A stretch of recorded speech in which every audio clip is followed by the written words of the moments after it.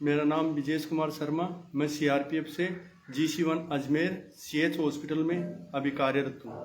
मैं मेरी बेटी को 22 जुलाई को अजमेर CH हॉस्पिटल में डॉक्टर साहब को दिखा के उन्होंने जांच के लिए मेरे को रेफ़र किया नारायणा हॉस्पिटल में। मैं नारायणा हॉस्पिटल में गया, वहाँ पर OPD में मैंने डॉक्टर साहब को दिखाया। उन्होंने मेरी बच्ची की कुछ जाँचें की। उन्होंने मेरे को उन जांचों के दौरान बताया नॉर्मल है, लेकिन सांस की प्रॉब्लम है इसके, तो इसके लिए कुछ जांचें करनी पड़ेगी। उन जांचों में उन्होंने CT स्कैन और एंजियोग्राफी के लिए मेरे को बताया। उन्होंने बोला अगर सैटरडे को आप एडमिट हो जाते हो तो आज शाम को आपकी CT स्कैन करवाई जाएगी। तो मैंने सैटरडे को ही मेरी बेटी को एडमिट कर दिया। उन्होंने शाम को CT स्कैन कर ली। CT स्कैन के उपरांत शाम को डॉक्टर जब ड्यूटी पे आए नाइट में, तो मैंने उनसे पूछा भाई CT स्कैन में क्या कोई दिक्कत आई है? बोला नहीं, नॉर्मल है। उन्होंने बोला एक एंजियोग्राफी और होगी। तो बोला कल तो संडे है, संडे को डॉक्टर साहब आएंगे नहीं, मंडे को एंजियोग्राफी होगी। तो मैंने मंडे को वेट किया। सुबह 9:30 बजे, रात को 2:30 बजे स्टाफ नर्स आके बोली इनको कुछ खिला देना, सुबह कुछ मत खिलाना। तो मेरी बेटी को मैंने जगाया। उन्होंने बोला पापा मेरे को भूख नहीं है। तो उन्होंने सुबह 9:30 बजे मेरी बेटी को बोले तैयार कर दो, एंजियोग्राफी के लिए जाना है। तो उन्होंने एंजियोग्राफी के लिए ले गए।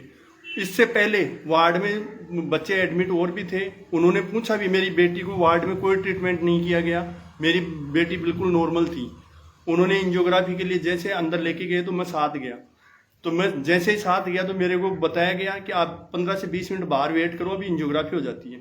तो उन्होंने ट्रॉली लेके आए। मेरी बेटी ट्रॉली पे नहीं गई, वो पैदल चल के गई है, हंसती हुई अंदर गई है एंजियोग्राफी के लिए। जैसे ही वो एंजियोग्राफी के लिए गई है, मैंने आधा घंटा वेट किया। आधा घंटे बाद में मैं अंदर जाके मैंने पूछा कि भाई मेरी बेटी की एंजियोग्राफी होनी थी, हो गई क्या? बोला अभी चल रही है। फिर मैं आर के बाहर बैठ गया। फिर मैं आधा घंटे बाद में, हर बार आधा घंटे में जा रहा था, मेरे को कोई संतुष्टपूर्ण जवाब नहीं दिया। उन्होंने इतना ही बोला कि एंजियोग्राफी चल रही है। तो मैं 3:30 से 4 के बीच में मेरे पास में कंपाउंडर साहब आए, बोले आपको डॉक्टर साहब बुला रहे हैं। उन्होंने मेरे को इतना बोल के वो दूसरी साइड में चले गए। मैं चैम्बर की तरफ चला गया, एंजियोग्राफी की तरफ।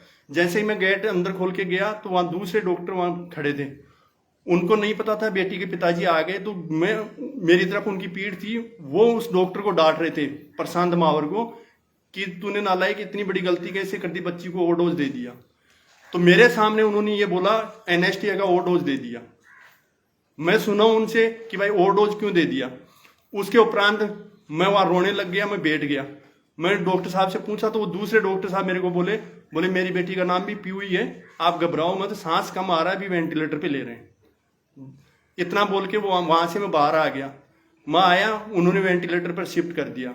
वेंटिलेटर पर शिफ्ट करने के बाद मैं बाहर वेट करता रहा। मैंने मेरे IG साहब से बात की कि सर ऐसी ऐसी बात है, मैं मेरी आंखों से कानों से सुना हूं कि डॉक्टर साहब ऐसे बोल रहे हैं, इतनी बड़ी लापरवाही। मेरी बेटी के कुछ हो गया तो मैं उनको ये बोला कि मैं नहीं बचूंगा साहब, मेरी बेटी को चाहे दिल्ली शिफ्ट करना पड़ी, मेरी बेटी अगर चली गई तो मैं नहीं बच पाऊंगा साहब। उन्होंने वहां से डॉक्टर साहब को उनको भेजा। हमारे 246 बटालियन से डॉक्टर साहब, CRO साहब आए। वहां आके हॉस्पिटल में उस पे वेंटिलेटर पे मेरी बेटी को देखने गए। वहां उन्होंने आके ये बोला आप भगवान के आगे हाथ जोड़ो, कुछ नहीं, बेटी बच जाएगी। मैं वहाँ मंदिर में गया, आरती किया, वहाँ से चन्ना अमृत ला के मेरी बेटी के होठ के लगाया। मेरी बेटी ने अंदर नहीं लिया। मैं बाहर आ गया। बाहर आके मैं मैसेज को उनको बाहर ले गया। बाहर लेके रूम पे, वहाँ सामने हमने रूम लिया था, वहाँ छोड़ने गया। मेरी वाइफ एकदम उदास हो रखी थी। मैं जैसे ही छोड़ के आया, वहाँ मैं उनसे बातें करने लग गया। 11:50 में मेरे पास में हॉस्पिटल से फोन आता है कि आप पीयू के पिताजी बोल रहे हैं। मैं बोला हाँ। तो मैं जैसे ही हॉस्पिटल में गया, चारों तरफ के गेट बंद के लिए पुलिस प्रशासन ने पहले बुला रखी थी उन्होंने। जैसे ही मैं गया, मेरे को अंदर जाते मेरे को बोले आपकी बेटी के 2 बार हार्ट अटैक आ गया और नहीं बच पाई, आप बिल पे साइन कर दो और डेड बॉडी ले लेना। मैं चुपचाप बाहर आ गया। मैं आके एकदम टूट गया था। मैं, मेरे भैया और मेरे साथ थे। उन्होंने बोला अपन थाने में चल के कंप्लेन करेंगे। हम सुबह 6:30 बजे प्रताप नगर थाने में चले गए। वहाँ हमने एप्लीकेशन लिखित में दी है और वो एप्लीकेशन भी मेरे पास में है।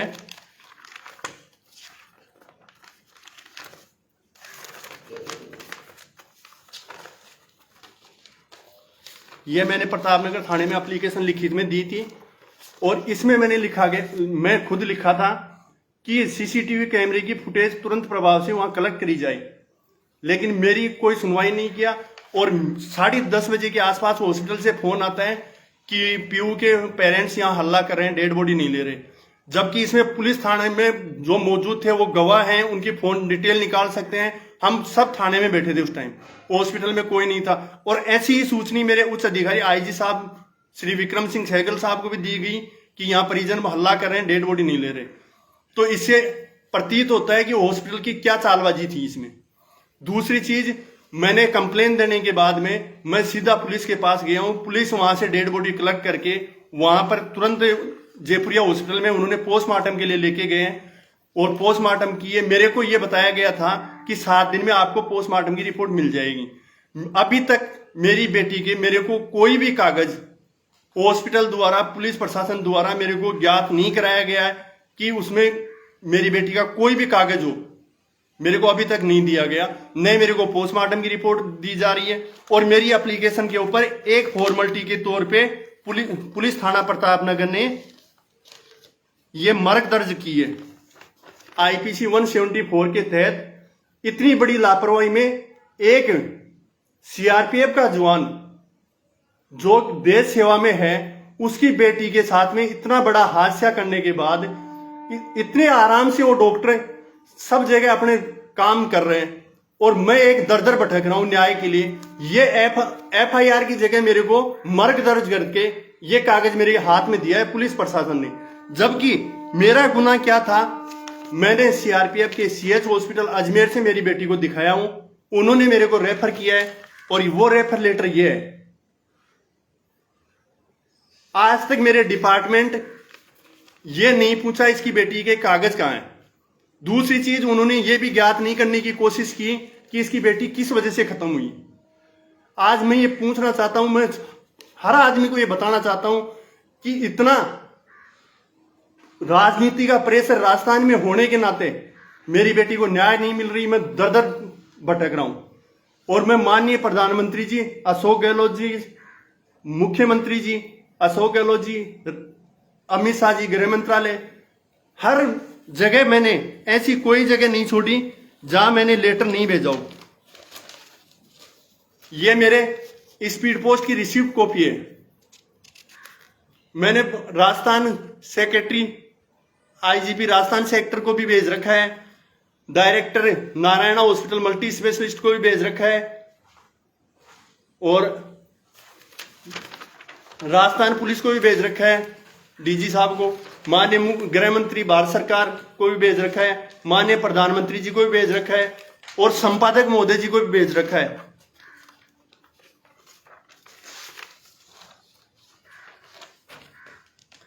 मेरी कॉपी की ये रिसीव्ड है।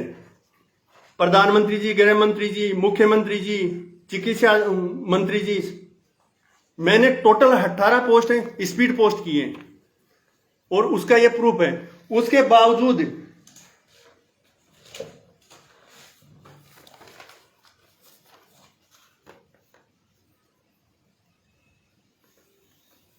चिकित्सा मंत्री भारत सरकार को भी मैंने स्पीड पोस्ट किया है।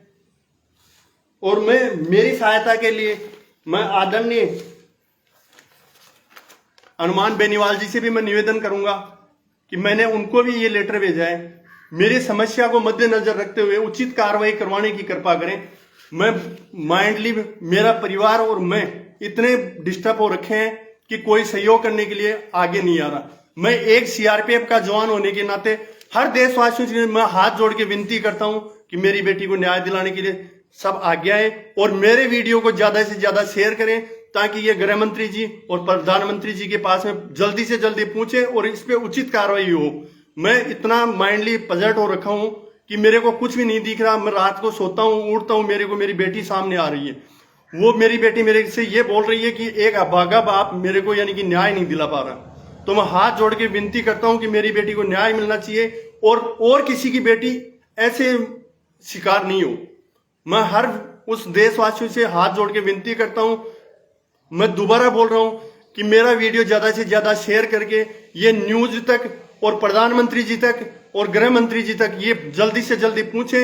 इस पे सख्त से सख्त कार्रवाई करनी चाहिए। मेरी बेटी एक हंसती खेलती गई थी, उस हॉस्पिटल की इतनी लापरवाही है कि वो सीसीटीवी कैमरे की फुटेज भी देने को तैयार नहीं है और पुलिस प्रशासन ले नहीं सकती क्योंकि उस हॉस्पिटल पे इतना राजनीति का प्रेशर है उतना उनको सपोर्ट है कि एक आम आदमी के लिए जीना मुश्किल है और न्याय लेना मुश्किल है।